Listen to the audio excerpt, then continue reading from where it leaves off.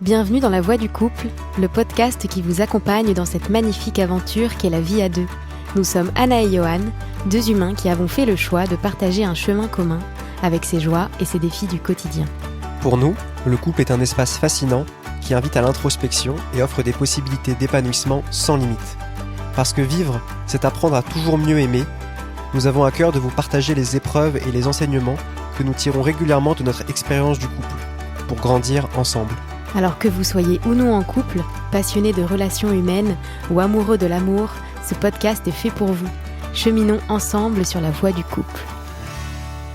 Bonjour à tous. Bonjour. Bienvenue dans la deuxième partie du coup de l'épisode Dr Love qu'on vous a fait la semaine dernière du coup. Et voilà, dans cette deuxième partie, on va continuer à répondre à toutes les questions que vous nous avez envoyées sur notre Instagram notamment. Donc n'hésitez pas à aller nous suivre sur Instagram si vous voulez nous poser des questions pour ce type de format-là. Et on peut commencer tout de suite avec la suite des questions.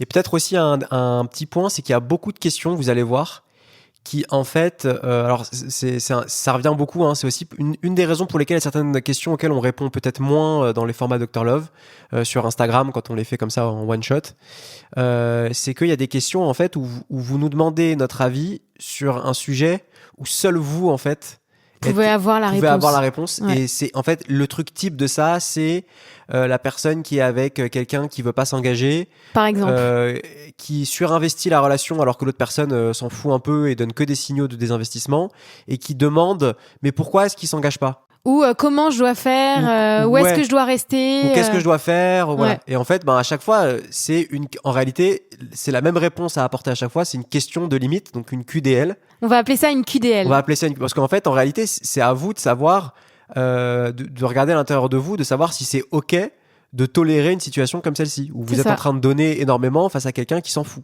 C'est une question de tolérance, de limite, d'où l'appellation qu'on va donner à ce type de questions. Peut-être un petit jeu on va dire l'intitulé de la question et peut-être essayer de deviner avant qu'on le dise si c'est une QDL ou pas.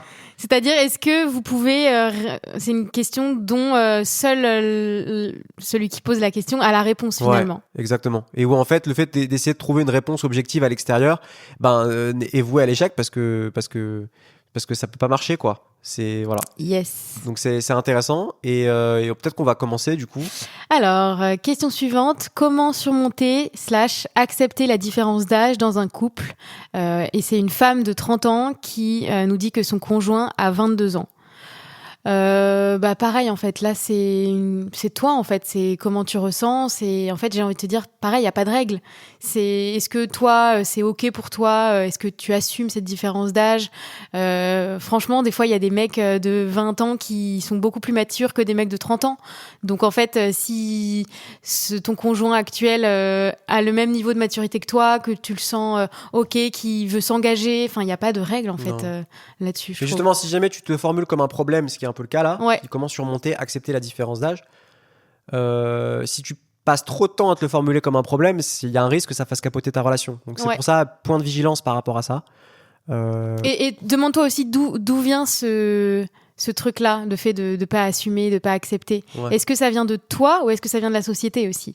Ouais, est-ce que tu as un vrai malaise par rapport à ça parce que tu vois qu'il y a des red flags que tu veux pas regarder, que tu vois par exemple que vous avez des emplois du temps qui sont pas compatibles, s'il est encore étudiant, que tu l'es pas et que ça pose vraiment problème. Et encore, moi je pense qu'on peut toujours ça pourrait ne pas poser problème. Ça pose vraiment problème pour toi, voilà. C'est une autre question en fait. Va voir en fait d'où vient le problème. Est-ce que si c'est juste le regard des autres, ça tu vois, je pense que on peut tous dépasser ça. Tout à fait. Ou si vraiment c'est parce que intrinsèquement il y a un truc qui pose problème dans le rapport que tu as avec et juste un truc, ma grand-mère a 7 ans je crois de plus que mon grand-père. Oui. Donc et ça fait des années ils ont 50 ans de mariage quoi. Ouais, voilà. Ouais, donc franchement go quoi. Alors, j'ai un partenaire mais je suis encore attaché à mon ancien crush inaccessible et distant. Que faire ? J'ai peur que mon partenaire m'aime bien plus que je ne l'aime. Comment rééquilibrer cet amour ? Beaucoup de questions. Alors, pour moi, là, l'énergie qui se dégage de ce que tu es en train de me dire, ça parle un peu d'un truc de toc de couple. Ça parle aussi de la question de la culpabilité. Ouais. Tu vois, dont on parlait tout à l'heure. Et là, il y a encore un truc, voilà, c'est Donc tu ressens des doutes par rapport à la relation que tu as avec ton copain. Tu te dis mais est-ce que voilà, j'ai l'impression qu'il m'aime plus. Il y a un truc qui ressemble à du toc là-dedans. Et en plus de ça, tu vas idéaliser un truc par rapport à c'est ce dont on parlait tout à l'heure. Tu vas idéaliser ton ex-crush qui en plus le mec s'en fout un peu de toi parce que tu dis qu'il était distant et que ça. Non, carrément, elle dit que son ancien crush est inaccessible. Inaccessible carrément. Inaccessible carrément. Et en fait là pour moi il y a vraiment un truc lié à la culpabilité, c'est-à-dire encore une fois, on a tout ce qu'on nie à travers la culpabilité. Tout ce qu'on veut pas accepter parce qu'on se sent coupable de le ressentir, et ben on l'alimente en fait. Et donc là, comme tu te sens coupable de ressentir des attirances pour d'autres personnes, de pas aimer assez ton conjoint entre guillemets, et ben du coup t'alimentes ce sentiment de, t'alimentes le désir que tu vas pouvoir ressentir ailleurs, et du coup tu t'en viens à cristalliser de façon dangereuse cette fois-ci, à être complètement absente de ta relation parce que ton esprit est focalisé sur un ailleurs. Inaccessible, idéalisé. Et là, en fait, ça, c'est une conséquence de cette espèce de crispation que tu vas avoir par rapport à une pensée, par rapport à une culpabilité que tu vas ressentir de ne pas être à la hauteur de l'amour de ton copain ou de ces choses-là. Donc là, pareil, c'est la même réponse. C'est les techniques liées au fait de pas essayer de se rassurer 40 ans, de se dire mais est-ce que je l'aime pas mon mec et tout ça, et de s'autoriser à ressentir l'attirance pour d'autres personnes, et voilà, et quitte à encore une fois évacuer ce truc-là en se touchant, je sais pas, mais ou en respirant à travers, enfin voilà, c'est. Mais juste, je trouve que c'est quand même un peu différent de la première question, parce que là, elle dit quand même que son crush, il est inaccessible, tu vois, et distant. Donc en fait, elle a aucune chance. Oui. Et en plus que c'est juste un crush. Ouais. Donc juste un crush, ça veut dire qu'elle est pas vraiment amoureuse, c'est pas de l'amour. Donc moi je trouve qu'il y a un peu un truc de frustration aussi, et de tolérance à la frustration. C'est vrai. Tu vois ou pas? Oui, tout à fait. Genre, ça revient à ça, parce que tu vois, si elle disait j'ai des crushs en ce moment, tu vois, comme dans la et j'ai l'impression que mon cœur bat ailleurs, que je peux développer des sentiments, etc. Là, en plus, ça reste très mental, hyper mental en fait. C'est complètement mental en fait. Parce que le mec, il est inaccessible en fait. Donc tu vois, elle a aucune chance avec lui. Enfin, c'est dur, hein, mais il faut être cash, tu vois. Et à un moment, genre, ok, t'es peut-être un peu frustré de ce truc-là, mais en fait, il faut que tu travailles cette frustration, en fait. C'est ce qu'on disait tout à l'heure. L'amour, c'est aussi parfois un truc neutre. On est deux animaux dans un même appart, ou comme ça, on se tolère, on fait nos trucs, et il se passe rien. C'est pas intense, donc c'est un peu frustrant. Ouais. Mais c'est ok. C'est aussi de l'amour. Et à apprendre à tolérer ça et à s'épanouir là-dedans à travers justement des pratiques qui vont calmer le mental là, pour revenir à des choses beaucoup plus qu'est-ce que ça fait d'être juste là, de ressentir ce que je ressens maintenant avec quelqu'un qui l'aime énormément, en plus elle le dit, tu vois. Donc là pareil, il y a ce truc là, et avec effectivement cette coloration dans cette question de la personne là, elle est clairement pas en train en plus de s'autoriser à aller voir ailleurs ou quoi que ce soit, elle est vraiment juste dans un truc mental très bloqué. Pour moi c'est un peu une crise de toc ça. Et on a déjà donné tous ces outils-là pour. Je pense que c'est ça qui peut vraiment aider. Parce que franchement, la question, elle se poserait si vraiment t'avais développé des sentiments pour ce gars, tu le connaissais réellement, qu'il était accessible et que vous vous voyez régulièrement. Mais là, c'est pas le cas, quoi. Non. Donc, meuf, concentre-toi sur ce que tu as déjà peut-être, et après, tu verras. Alors, que faire quand on sort avec un homme qui n'est pas mature émotionnellement ? J'ai l'impression qu'il ne prend pas en compte mes sentiments.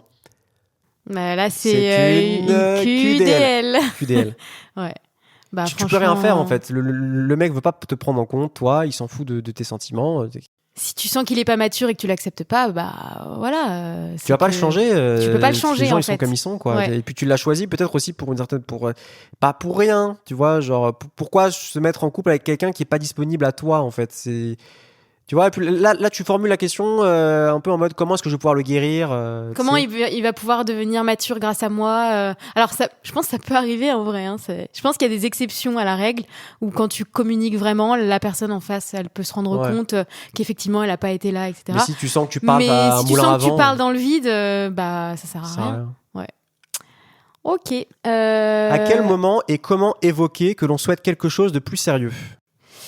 Ah oui, ça c'est une question intéressante, et elle est revenue un peu sous une autre forme de question. C'était ce besoin de nommer la relation et de discuter sur son avenir se confronte toujours à l'envie de laisser les choses se faire. Grosse confrontation entre ces deux modes. Donc en gros, est-ce qu'on nomme la relation ou est-ce qu'on laisse le truc se faire À quel moment on a envie de dire que ce soit plus sérieux En gros, c'est toute la question, je sais pas si vous connaissez ce terme, du situationship. C'est en gros, t'as fait plusieurs dates avec un mec ou une meuf et tu sais pas où vous en êtes. fait? Est-ce que vous êtes en couple? Est-ce que vous n'êtes pas en couple? Et est-ce qu'il faut le dire ou pas? Est-ce que c'est gênant ou pas? Et franchement, moi, je dirais que le meilleur truc à faire, c'est de communiquer. Si déjà dès le début d'ailleurs. Dès le début. C'est-à-dire qu'au premier date déjà, soyez clair. Genre, si vous dites que vous voulez une relation sérieuse et que en face on vous dit la même chose, déjà ça facilite les choses. Mais ça suffit pas parce que moi je peux donner mon exemple où avant toi j'ai daté un mec pendant au moins 6 mois. Et au premier date, on était toutes les deux d'accord pour dire qu'on voulait quelque chose de sérieux, sauf que j'ai commencé à me rendre compte que le situationship justement il devenait trop long et en fait on faisait que des dates, tu vois, c'était un enchaînement de dates toutes les semaines, ensuite toutes les 2 semaines, des fois on se voyait pas pendant 1 mois parce qu'il me disait qu'il était occupé, ensuite il revenait. Et il y a aussi un truc d'intuition. Franchement, si vous sentez que le gars il vous donne pas tout le temps qu'il devrait, ou la nana d'ailleurs, hein, ça va dans les deux sens, mais je parle pour moi, c'était que quand lui il voulait.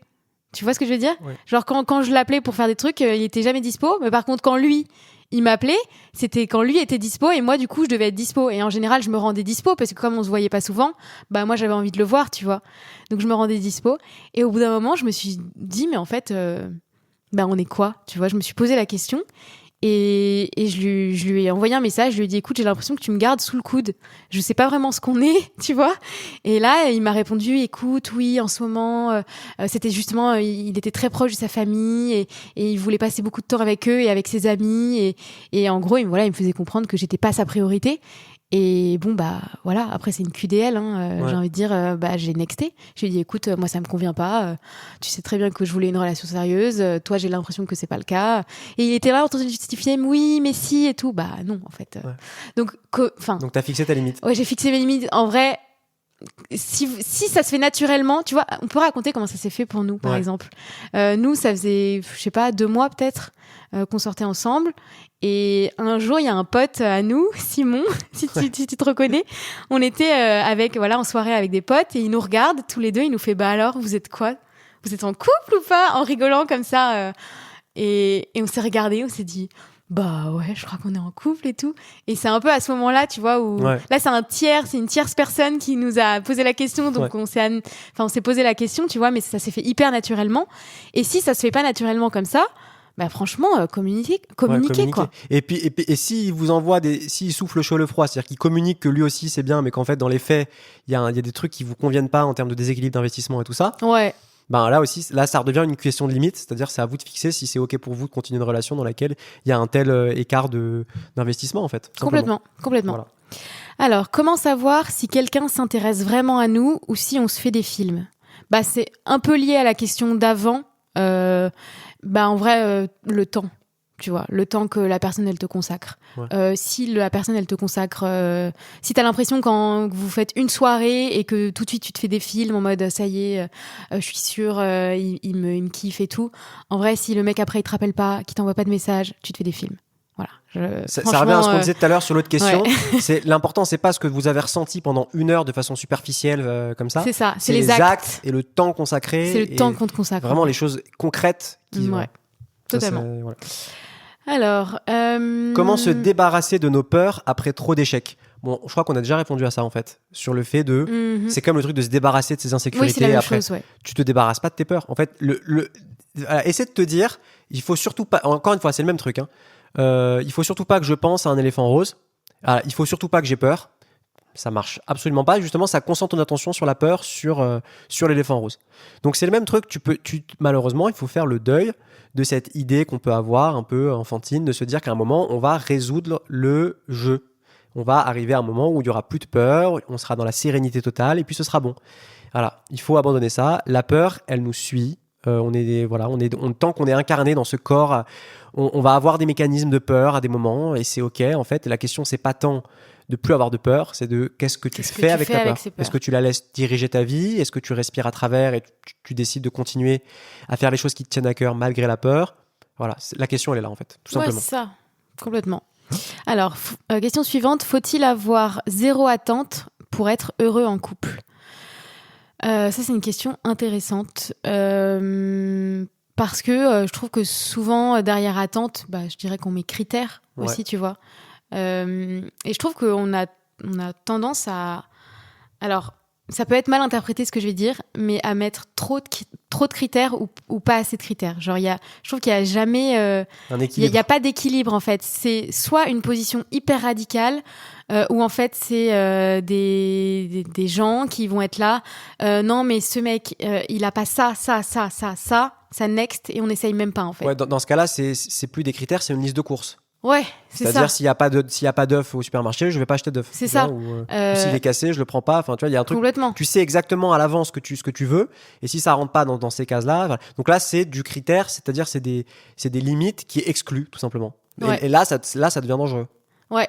Mais ça veut pas dire qu'il faut pas non plus avoir zéro critère, tu vois, et sortir avec un mec qui te convient pas du tout, juste pour te sentir aimé, tu vois. Ouais, et de faire l'autruche, de faire semblant de pas voir qu'il y a un problème, tu vois. Mais c'est juste ne pas utiliser les critères et les attentes comme un moyen de se fermer à la relation et d'asséner des jugements sur tous ses potentiels partenaires, en fait. Ouais. Mais utiliser le critère comme la manifestation d'un besoin profond. C'est ça, exactement. Qui, loin de te fermer à la rencontre, t'ouvre à la rencontre et te permettre de mieux déterminer ce que tu veux. C'est ça. Mais sans que ce soit une liste de courses en mode où dès qu'il n'y a pas un truc, quand il y a une crispation. Ouais. Non, c'est j'ai mes besoins, je suis OK avec ça, je me raconte pas d'histoire sur ça, je sais qu'il y a des choses qui sont importantes pour moi, mais pour autant, j'utilise ça comme un moyen de rencontrer, puis on voit ce qui se passe, tu vois. Totalement. Que ce soit une assise dans les besoins qui t'ouvre à la rencontre. Ouais. Voilà, si le critère c'est ça, alors si les attentes c'est ça, alors oui. Mais si ça devient un truc idéal, une liste de courses ou quoi que ce soit, là c'est un problème. Ouais, je suis d'accord. Alors, question suivante, des soluces pour mon copain.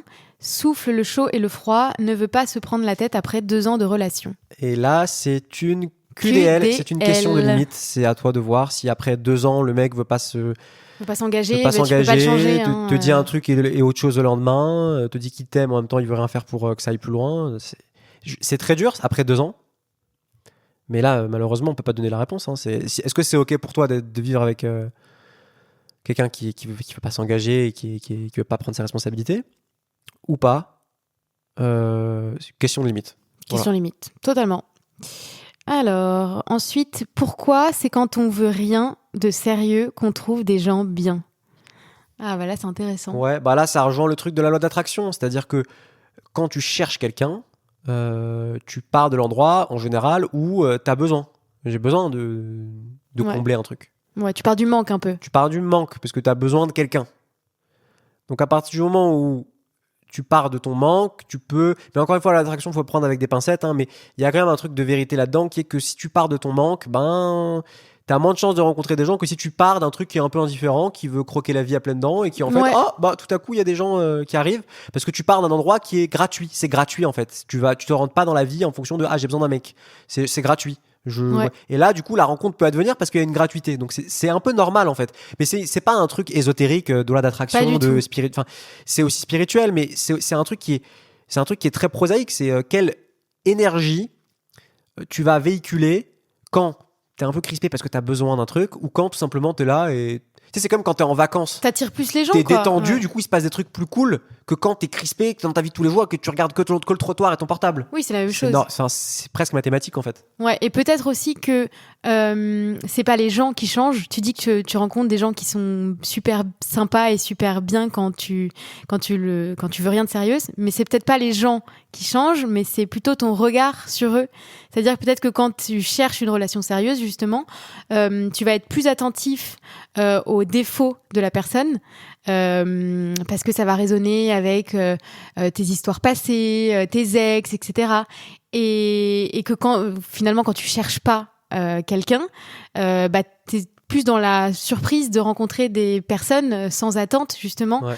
Même si on parlait d'attente dans la question d'avant, là c'est un peu différent. C'est juste que ton regard est différent. Ouais. Tu n'as pas le même regard sur eux parce que oui, tu veux pas forcément te mettre en relation. Ouais. Donc tu vois pas leurs défauts. Ouais. Je pense qu'il y a de ça aussi. Il y a de ça, c'est clair. Ouais. Alors, j'ai 49 ans, dynamique et ouverte, mais je n'aime pas les applications de rencontres. Est-ce qu'il est encore possible de rencontrer un homme sans appli, juste la vie, sans baratin et photos lissées? Alors, je partage complètement ton point de vue sur le côté aseptisé des applications de rencontres, le côté presque addictif, dématérialisé, pas vivant, le côté un peu PowerPoint, tu vois, liste de critères que ça vient alimenter, et un peu le dégoût que beaucoup de femmes et d'hommes peuvent ressentir par rapport aux applis. J'aimerais nuancer en disant qu'aujourd'hui, c'est vrai que c'est peut-être, il y a plein de gens qui se rencontrent comme ça et qui forment des couples, donc c'est qu'il y a aussi une validité à un certain endroit, mais que effectivement, si toi tu ressens une envie profonde de connecter avec les gens sur un autre mode, qui soit plus spontané, plus vrai, c'est tout à fait possible encore, hein, c'est tout à fait possible. C'est juste que ça demande un engagement plus profond chez toi, dans ta vie sociale. Le fait d'aller tu vois, de creuser davantage tes hobbies, les choses qui te font vibrer et de les partager avec des gens. Et il y a plein d'endroits où tu peux faire ça. Il y a plein d'endroits. Tu peux aller à des ateliers dans Paris, à des cours, à des sports collectifs. En vrai, je pense qu'il y a plein de lieux en fait qu'on a oubliés. Et on cherche la simplicité parce que c'est plus simple, tu vois, avec ton téléphone, de dater, de rencontrer des personnes. Mais je suis sûre qu'en fait ça existe, mais ça demande du coup de bouger son corps et sa tête et d'y aller. Et franchement, je comprends, c'est pas facile parce qu'on s'est déshabitué complètement à faire ça en fait. Mais tu peux aller à des retraites par exemple sur des thématiques qui t'intéressent, il y en a plein. Franchement, il y a encore des moyens de rencontrer des gens, mais ça implique de se bouger un peu et on t'encourage à le faire et on espère que tu trouveras l'amour comme ça. Yes. Alors, comment faire pour prendre le temps d'apprendre à aimer quelqu'un sans tout donner? Alors, moi, ça m'évoque un truc, ça. C'est cette tendance que tu vas avoir à tout donner dès que tu rencontres quelqu'un qui te plaît un peu. Et en fait, je pense qu'il faudrait que tu fasses un exercice par rapport à ça. C'est de renverser la perspective sur ce sujet. C'est plutôt que de voir ce que toi, tu vas pouvoir donner pour être enfin accepté par l'homme avec un grand H que tu vas un peu idéaliser, parce qu'il y a un peu de ça derrière, encore une fois. Hein. Si tu donnes tout, c'est qu'en fait, tu pars du principe de façon inconsciente que tu mérites pas, qu'il y a un truc un peu coupable, qu'il y a besoin d'en faire trop pour être accepté et aimé. Et tant que tu répares pas ça, en fait, la question de savoir quand arrêter de tout donner ou quoi que ce soit, en fait, c'est juste essayer de vider la coque du Titanic alors qu'il y a des litres d'eau avec une théière, alors qu'il y a des litres d'eau qui sont des centaines de litres qui sont en train de rentrer dedans. Ça marche pas en fait. Tant que t'as pas été traité le fond du sujet qui est pourquoi je me sens à ce point coupable et pourquoi j'ai besoin pour exorciser, pour combler l'impression d'être en manque, de pas être désirable, et je dois donner tellement pour combler ça. Tant que t'as pas été gérer ce truc-là à la base, que t'as pas été accepté, que t'as pas été voir l'émotion qu'il y a derrière, et voilà, ça sera compliqué, quoi. Et donc, du coup, il y a un renversement de perspective dont je parlais. C'est cette idée ce renversement de perspective, c'est finalement de te dire, mais qu'est-ce que le mec peut me donner aussi? Plutôt que d'être toujours la personne qui donne, c'est, mais qu'est-ce que moi je peux recevoir de l'autre aussi? De quoi j'ai envie, en fait? De quoi j'ai envie chez l'autre? Tu vois, et d'être plus dans une perspective aussi, à la fois tu donnes, c'est ok de donner, hein, c'est bien d'être généreux, mais aussi de se dire, mais lui, qu'est-ce qu'il me donne en fait? Qu'est-ce qu'il m'apporte? Un peu plus égoïste en fait, assumer une part d'égoïsme, tu vois, finalement derrière. Peut-être que ça, c'est une piste aussi pour te reconnecter avec une assurance chez toi que tu as perdue parce que tu as cette espèce de présupposé inconscient que tu ne vois rien et que du coup, il faut que tu rames et que tu donnes et que tu donnes et que tu donnes pour être accepté par l'homme. Voilà, ça je pense que c'est important. Voilà, qu'est-ce que lui, il peut t'offrir? Essayer de changer un peu de posture, de faire cet exercice physique et mental, de se mettre à la posture de celui qui reçoit et d'accepter de recevoir sans se sentir coupable, etc. D'accepter les cadeaux, en fait. Et ensuite de le rendre à l'autre et commencer un échange comme ça qui est plus équitable. Ouais. Plutôt que de partir toujours de l'endroit où c'est à toi qui est toujours à toi qui est la petite fille coupable, qui a besoin de donner pour être acceptée enfin par les autres, quoi. Ouais. Alors, est-ce que, selon vous, on peut vivre une relation sereine avec un poly si on est toujours mono? Si on est plutôt mono. Si on est plutôt mono. Là, franchement, je suis désolé, hein, mais c'est vraiment... C'est une QDL. J'ai pas d'autre chose à dire que question de limite, quoi. Ouais. Enfin, et puis là, en fait, la réponse, elle est dans la question directe, quoi. Oui. Si t'es mono et que t'es avec un poly, mais... c'est compliqué, franchement. C'est même pas que c'est compliqué, c'est mathématique, en fait. Point barre, ça next, et puis c'est tout. Après, peut-être que tu sais pas encore et t'as envie de tester. Mais elle le dit. Je suis mono. Oui, mais elle est mono, mais peut-être parce qu'elle a pas testé poly. Non, mais elle est avec un poly, elle dit qu'elle est avec. Enfin, pour moi, Oui, c'est compliqué. Il y a même pas Non, de question vrai. en fait. Ouais. C'est juste, t'es mono, t'es avec un poly, ça marche pas, point barre, c'est next. Vraiment, Ouais. je suis désolé, hein, là, je suis un peu terre à terre, mais c'est Parce la que vérité. si tu poses la question, c'est que t'es déjà pas sereine de cette situation. C'est ok, t'as pas de flageller d'être mono aussi. Je veux dire, t'as le droit d'être monogame, comme lui a le droit d'être polygame. Mais par contre, ce que t'as pas le droit de faire, c'est de t'infliger de rester avec quelqu'un dont l'orientation de base va te faire profondément souffrir. Ouais, en fait. franchement, si t'es pas polyamoureuse. Sauf si t'aimes la souffrance. Hein. Après, il y a des gens qui aiment vraiment souffrir, tu vois. Mais sinon, tu vas souffrir, ça va être trop dur à gérer tout ça. Même si j'ai confiance en moi, je suis hyper jalouse. Comment je peux régler ça? Pas simple. Parfois, Parce que alors, moi, la jalousie, c'est vrai que je connais pas ce sentiment. Ouais. Donc c'est pas facile pour moi de me mettre à la place de quelqu'un qui est jaloux. C'est vraiment compliqué. En fait, il y a un truc contradictoire dans ta question et je pense que c'est cette contradiction-là qui fait que tu vas pas régler ton problème de jalousie si tu n'arrives pas à le voir. Tu dis que t'as hyper confiance en toi et que tu es jalouse. C'est pas compatible en fait. C'est-à-dire, peut-être que cette confiance en toi, elle peut exister à un certain endroit, une forme d'assurance, peut-être que tu es sûr de tes charmes, que tu es quelqu'un d'assuré, mais cette confiance, elle dissimule un endroit où tu n'as terriblement pas confiance. Parce que la jalousie, c'est quoi? C'est un sentiment que tu vas ressentir face à l'angoisse de perdre quelque chose. Et même quand parfois il n'y a aucun élément objectif qui te permet d'être sûr que tu vas perdre et puis de toute façon en fait on peut jamais être sûr qu'on va perdre ou pas quelqu'un, tu vois. En fait c'est un truc qui vient profondément d'un manque d'estime à un endroit profond en toi qui fait que tu vas projeter sur le monde extérieur l'angoisse de perdre. Et il y a presque un truc de toute façon je mérite pas tellement au fond.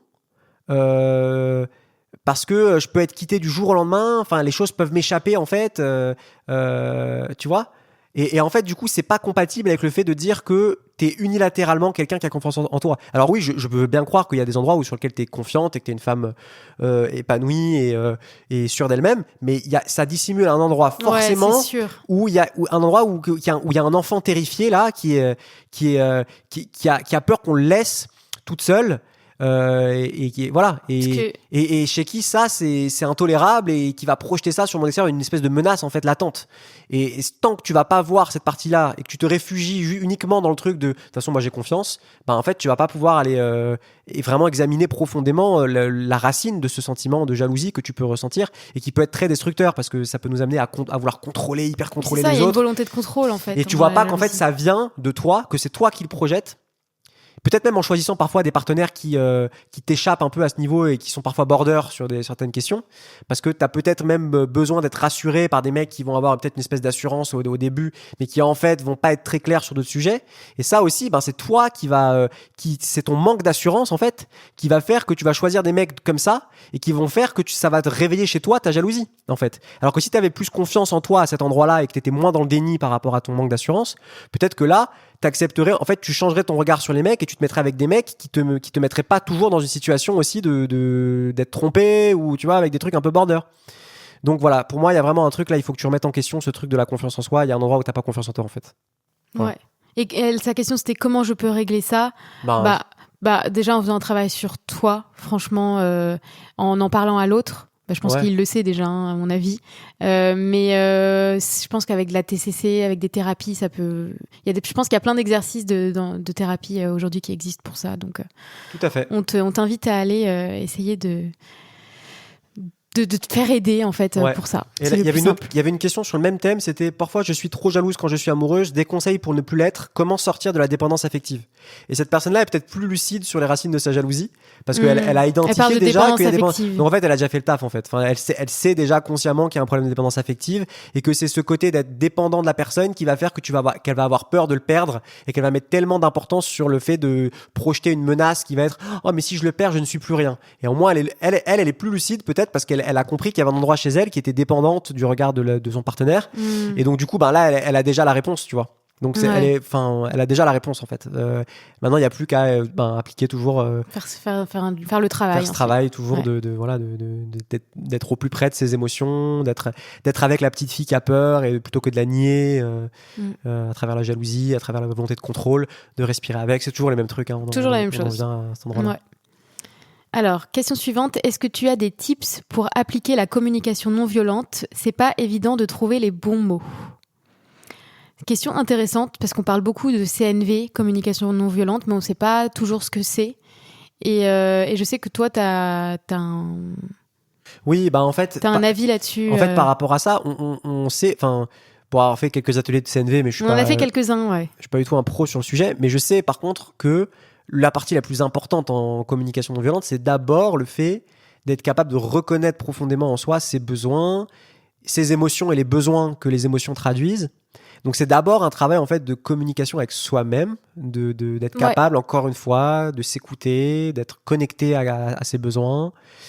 Et après derrière, à partir du moment où tu sais ces choses-là et que tu es connecté à toi-même, derrière, en fait, la communication, enfin, dire trouver les bons mots, c'est accessoire. Parce que ta question, c'est est-ce que des conseils pour trouver les bons mots? Mais en fait, parfois, tu peux dire les mots perfects avec une émotion de colère pas digérée, pas assumée, et ça va mal passer. Et ça va être passif-agressif. 99%, enfin, ou je sais pas, 95% de notre langage, il est non-verbal, en fait. Donc le taf, c'est pas tellement de trouver les bons mots, c'est d'abord de pacifier ses émotions.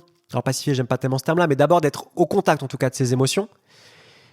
Et de savoir les digérer, de savoir respirer à travers, et ensuite une fois que tu as fait ce travail-là, les mots ils viendront tout seuls parce que ça viendra d'un endroit qui sera un endroit où sans culpabilité, où c'est ok pour toi de ressentir ce que tu ressens et du coup de le dire aussi, tout simplement, et donc là les mots viendront tout seuls.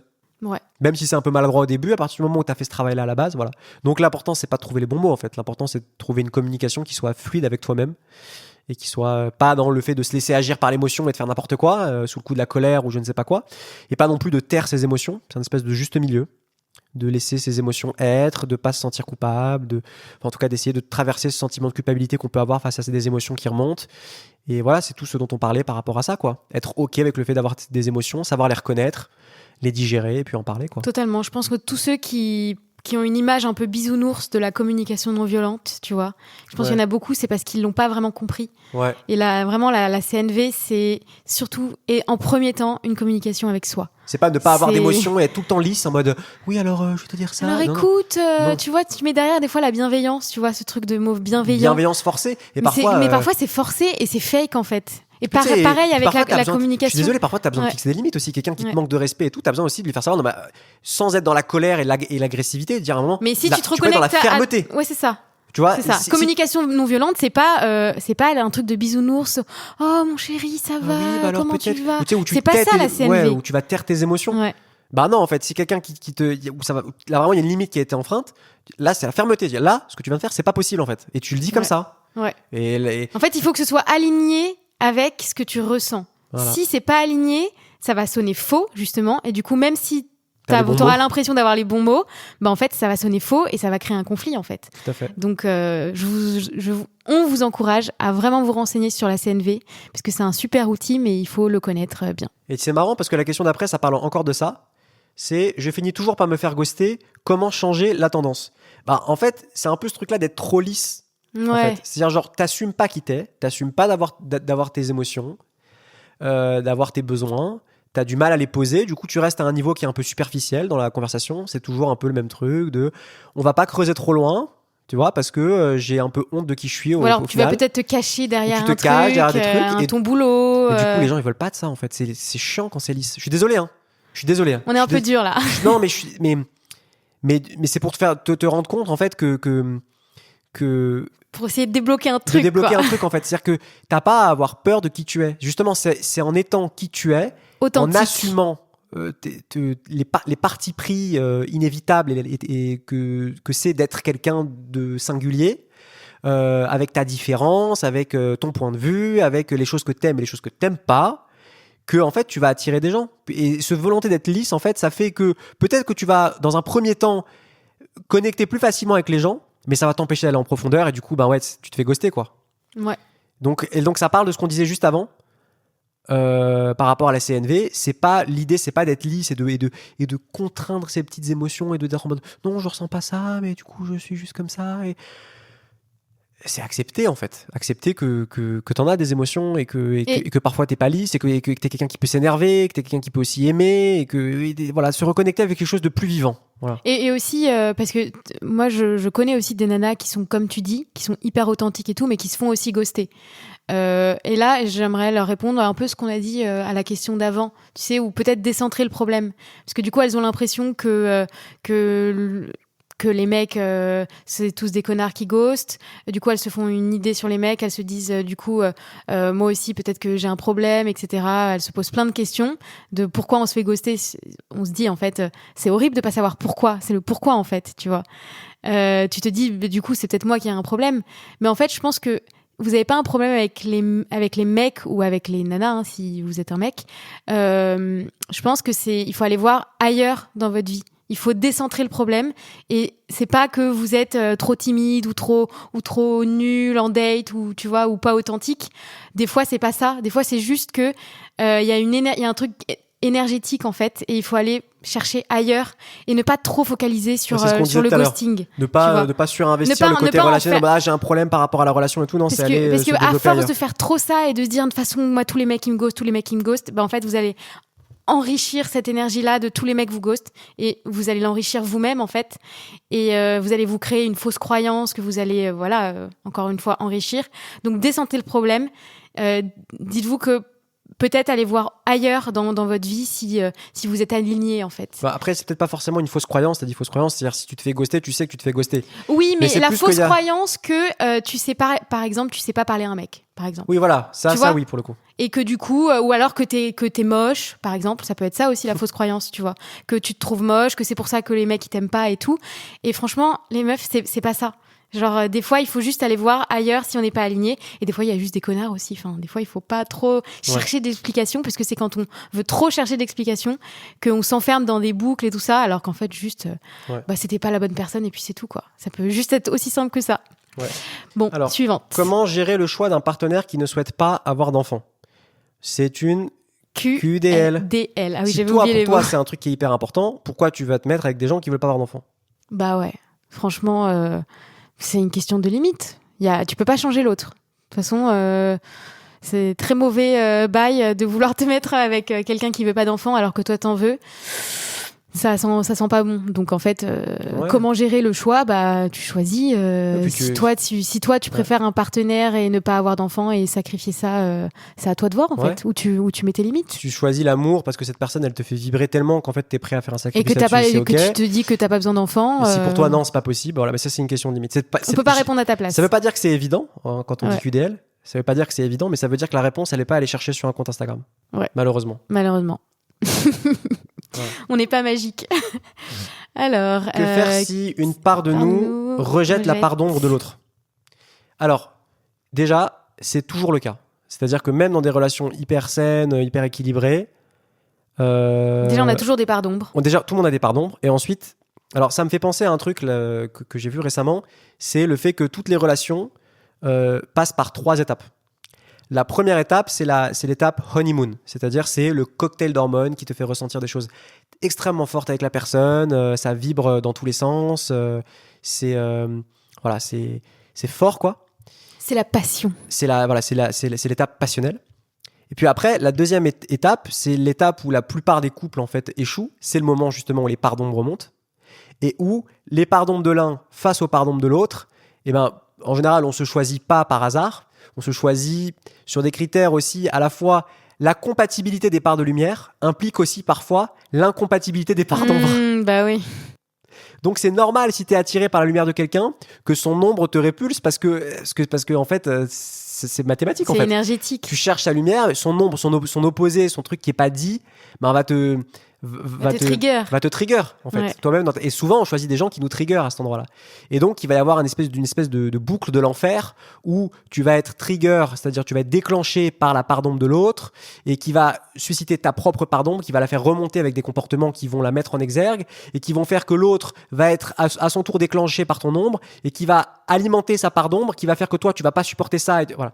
En fait, c'est un cercle vicieux et ça c'est souvent à ce moment-là qu'il y a des ruptures. À ce moment-là il y a des ruptures parce qu'on n'arrive pas à accepter en fait l'autre dans sa lumière et dans son ombre. Et la phase 3, c'est la phase en fait où on accepte de maintenir un cadre de relation dans lequel on va pouvoir chacun avancer, évoluer, digérer son ombre et accepter celle de l'autre, faire ce travail de vivre avec l'ombre de l'autre, apprendre à voir sa propre ombre aussi, ne pas la nier et la projeter uniquement sur l'autre, être capable de voir aussi à quel endroit nous-mêmes on a notre ombre et à voir à quel point notre propre ombre va colorer la façon dont on va percevoir l'ombre de la personne en face de soi. C'est toujours la parabole biblique de enlève la poutre qu'il y a dans ton œil avant d'enlever la paille qu'il y a dans celle de ton voisin. Et là on en vient à la troisième étape qui est une étape de partenariat spirituel entre deux êtres. Et là ça devient magnifique, tu vois. Ouais. Et donc pourquoi une part de nous rejette la part d'ombre de l'autre, c'est en fait normal. Voilà, encore une fois, il n'y a pas de relation dans laquelle ça n'arrivera pas à ça. Il y a un deuil à faire. Ouais. La question, c'est comment on va apprendre à accueillir les parts d'ombre. Ouais. C'est ça la question. Ouais. Voilà. Et ça, c'est un chemin. Communication, introspection. Il y a plein de choses, hein, mais c'est un chemin. Ouais. Et on en découvre tous les jours, en fait. Ouais. Hein, même des parts d'ombre. Des fois, on pense qu'on a tout réglé, et en fait, pas du tout. Ouais, tout à fait. Alors, 2 dernières questions. Je suis consciente avec ma tête, parce que je suis content de cet épisode, c'est pour ça que je dis ça. Je suis consciente avec ma tête que je recherche la fusion et je sais que ce n'est pas bon, mais mon cœur recherche quand même cet état. Et du coup, quand cet état magique du début de la relation disparaît, c'est comme si mon corps faisait le deuil de quelque chose et il m'est impossible de continuer la relation. C'est comme si je n'étais plus en alignement. Bah là, ça parle exactement de ce que je viens de dire. Ouais. T'as la phase 1. Qui est la fusion, mais là, il n'y a même pas peu. la phase 2. C'est-à-dire, c'est dès qu'il n'y a plus le côté fusionnel là, et dès qu'il magique n'y a plus la passion, et que ça redescend. Mais ça fait écho aussi à ce qu'on disait tout à l'heure sur le fait que l'amour, c'est pas du tout seulement le côté superficiel du cocktail d'hormones qui fait que tu vas ressentir des sentiments très forts. Oui, ça, c'est la passion amoureuse. C'est la passion. Ou en fait, la passion, quelque chose d'intéressant derrière le terme passion, c'est quelque chose de très passif. Passion, passif. Totalement.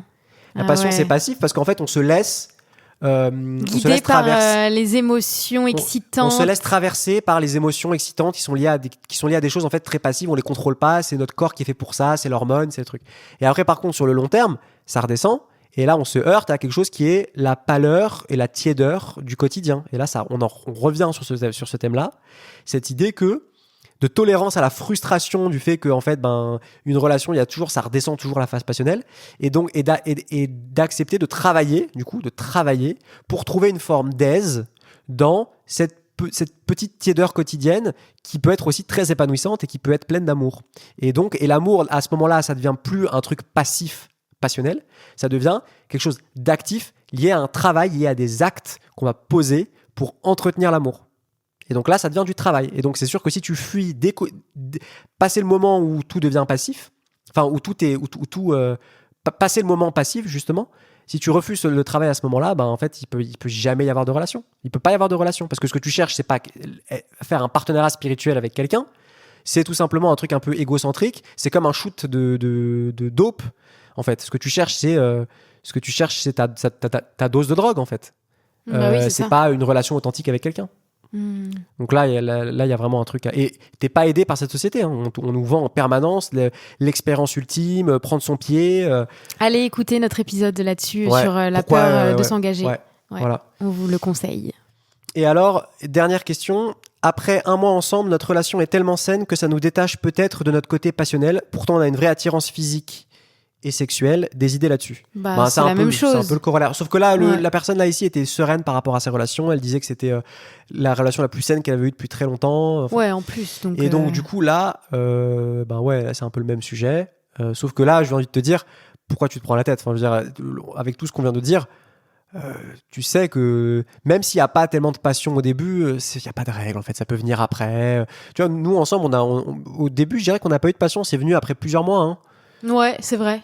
Il n'y a pas de règles. Et puis l'important, c'est que ce soit sain. Et parce que cette personne m'a laissé un vocal, j'irai pas plus loin parce que c'est anonyme, mais on sentait dans sa voix qu'elle était contente de vivre ce qu'elle vit en fait. Ouais. La personne. Mais qu'il y avait une petite peur mais quand même de parce perdre la qu'elle ressentait flamme. pas ce qu'elle ressentait d'habitude. Et est-ce que je vais pas perdre ma flamme ? Non, mais t'inquiète pas. Genre si c'est sain, que vous vous entendez bien, que c'est un cercle, que votre relation c'est un espace dans lequel vous pouvez vous exprimer, que ça l'amitié coule. aussi, tu en vois. Plus, c'est tellement important. Oui, que ça se passe bien.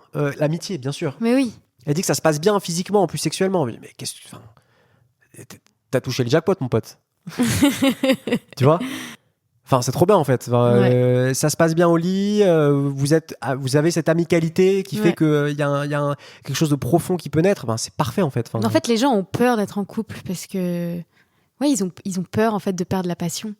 Ouais. Mais en fait, vous perdez peut-être la passion, quoique en fait ça se ravive tout le temps. Si tu veux vraiment la raviver, tu la ravives. Mais en fait, tu gagnes tellement plus. Ouais. Tu vois. C'est comme je pense, on n'a pas encore d'enfants, mais je pense que c'est pareil. Avec les enfants, je pense que du coup tu te dis tu perds tellement ton autonomie, tu perds du sommeil, mais en fait je pense que tu gagnes tellement dans cette expérience que tous ces trucs là tu les balayes après en fait. Mais du coup ça demande un peu un acte de foi, de traverser sa peur, de foi, d'aller vers l'inconnu, de ce que t'as pas connu. Exactement.